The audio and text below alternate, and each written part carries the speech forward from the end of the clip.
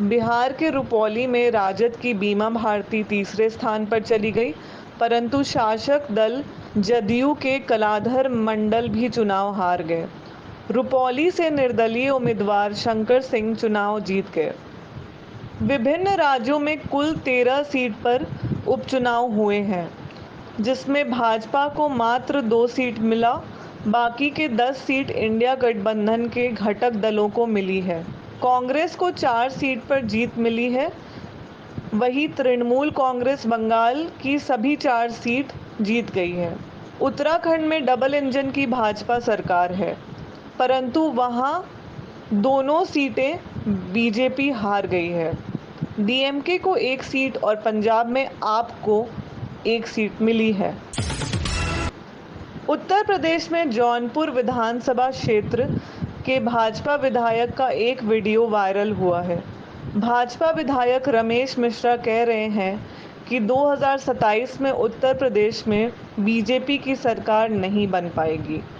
सुनिए उनका वीडियो। तो भारतीय जनता पार्टी की आज की डेट में हमारी स्थिति अच्छी नहीं है। स्थिति अच्छी हो सकती है, उसके लिए मैं समझता हूं केंद्रीय नेतृत्व को बड़े निर्णय लेने पड़ेंगे। केंद्रीय नेतृत्व को जो है कहीं न कहीं उत्तर प्रदेश के चुनाव पे पूरी तरीके से फोकस करना पड़ेगा। भारतीय जनता पार्टी के एक एक कार्यकर्ता को, एक एक जनप्रतिनिधि को मन से लगना पड़ेगा, तभी हम 27 में सरकार पुनः बना सकते हैं। वह कह रहे हैं कि जनता का ऐसा कोई काम नहीं है जो जनप्रतिनिधि यहाँ के अफसर से करवा सके। केंद्र सरकार को उत्तर प्रदेश की स्थिति में विशेष कुछ करना होगा। एक अनुमान लगाया गया है कि 7 वर्षों में भारत विश्व की दूसरी अर्थव्यवस्था बन जाएगा। सन 2060 तक भारत अमेरिका को भी पीछे छोड़ते हुए पहले नंबर की अर्थव्यवस्था बन जाएगा। देवव्रत पात्रा ने यह दावा मसूरी अकादमी से उत्तीर्ण होकर निकल रहे बैच के आईएएस अधिकारियों के बीच रखा। Michael Devvrat Patra reserve bank के डिप्टी कमिश्नर हैं। दावा किया कि भारत अभी 3.6 ट्रिलियन डॉलर की अर्थव्यवस्था है और इसका विकास दर 9.6% प्रतिवर्ष हो जाने वाला है। एक स्कूल में लगातार निकल रहे हैं कोबरा सांप। एक खबर आई है, कटिहार जिले के बाल्टर प्राथमिक विद्यालय में लगातार सांप निकल रहे हैं। अब तक 3 दर्जन जहरीले सांप निकले हैं और पकड़े गए हैं। शिक्षक, छात्रों और गांव में दहशत है। हेडमास्टर ने ऊपरी मंजिल पर वर्ग शिफ्ट कर दिया है।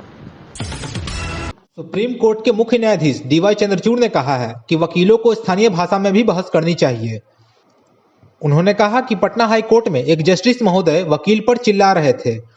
पटना हाई कोर्ट के एक जस्टिस ने एक वकील पर अंग्रेजी में बहस करने का दबाव डाला। उत्तर प्रदेश के एक समारोह में चीफ जस्टिस डीवाई चंद्रचूड़ ने हिंदी भाषा में वकालत की पढ़ाई चलाने का सुझाव दिया और उन्होंने कहा कि हिंदी और स्थानीय भाषाओं में भी फैसले आने चाहिए। चीफ जस्टिस डीवाई चंद्रचूड़ ने लखनऊ के विधि विश्वविद्यालय के दीक्षांत समारोह में ये बातें कही। देखिए वीडियो।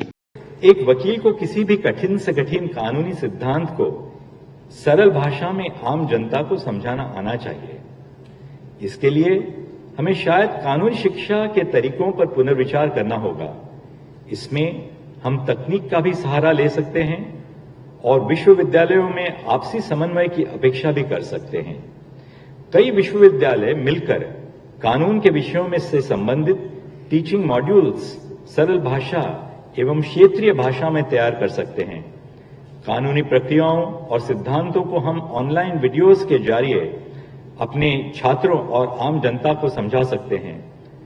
मैं दोहराना चाहता हूं कि मैं ये नहीं कह रहा हूं कि कानूनी शिक्षा से इंग्लिश को हटा देना चाहिए। मेरा तात्पर्य यह नहीं है, बल्कि अंग्रेजी के साथ साथ क्षेत्रीय भाषाओं को भी अपनाना चाहिए।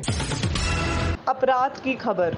राजधानी में खगौल थाना में मुस्तफापुर के एक मैरिज हॉल में गोली चली। 2 लोगों को मौत के घाट उतार दिया गया। अपराधियों के हौसले बुलंद हैं। जमुई जिले के मलयपुर से बारात आई थी। मैरिज हॉल में सुबह 3 बजे ताबड़तोड़ गोलियों की आवाज़ से लोग जाग उठे। लड़के के जीजा गोल्डन सिंह को सीने में गोली लगी थी। लड़के के भाई श्रवण सिंह को सिर में गोली लगी थी। इस हत्याकांड में पुलिस के तौर तरीके पर लोग उंगली उठा रहे हैं। पटना में 2 लोगों की हत्या की खबर अभी ताज़ा ही है, तभी मुंगेर से डबल मर्डर की खबर आई है। मुंगेर जिले के बांका मोड़ पर 2 लोगों के हत्या की खबर आई है। पुलिस हत्या मामले में अपराधियों को जल्द पकड़ लेने का दावा कर रही है। कार पर सवार लोग बांका मोड़ पर संगीता लाइन होटल के पास रुके थे। तब पीछा कर रहे मोटरसाइकिल से अपराधियों ने वहां पहुंचकर गोली चला दी। ड्राइवर सहित एक व्यक्ति को गोली लगी, दोनों की मौत हो गई। सदर डीएसपी राजेश ने घटनास्थल पर पहुंचकर बताया है कि दोनों मृतक जिले के शास्त्री नगर कासिम बाजार थाना के रहने वाले हैं।